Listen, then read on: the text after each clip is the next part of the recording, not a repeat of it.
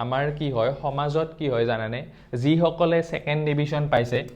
যিসকলে second division পাইছে যিসকলে থাৰ্ড ডিভিজন পাইছে অথবা যিসকলে ষ্টাৰ কৰিব নোৱাৰিলে যিসকলে ফেইল কৰিছে তেওঁলোকক মানে এনেকুৱা মানে সজাই দিয়া হয় যে তেওঁলোকে কোনোটো কামৰ কাৰণে উপযোগ্য নহয় তেওঁলোকক না ঘৰতো কি হয় সেকেন্ড ডিভিজন থাৰ্ড ডিভিজন পোৱাৰ পিছত তেওঁলোকৰ পঢ়াৰ খবৰ মানে লাহে লাহে যেন গাৰ্জেনৰে হওক বা টিচাৰ্ছৰে হওক খবৰ লোৱা যেন কমি যায় তাৰ ফলত তেওঁলোকে নিজকে লো ফিল কৰে বহুত ল'ৰা ছোৱালীয়ে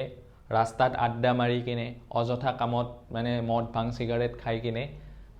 সময়বিলাক নষ্ট কৰিবলৈ লয় গতিকে মই জাস্ট হেতুৰ কাৰণে কৈছো যে তোমালোকে যদিও থাৰ্ড ডিভিজন অথবা সেকেন্ড ডিভিজন পাইছা অথবা তোমালোকে এটা পৰীক্ষাত ভাল ৰিজাল্ট কৰিব পৰা নাই মানে আজিৰ পৰা আকৌ সিদ্ধান্ত লোৱা যে আমি যোনটো জীৱনৰ পৰীক্ষা আছে সেই জীৱনৰ পৰীক্ষাটোত কিন্তু আমি সেকেন্ড ডিভিজন অথবা থাৰ্ড ডিভিজন নাপাওঁ জীৱনৰ পৰীক্ষাটোত আমি ষ্টেণ্ড কৰিম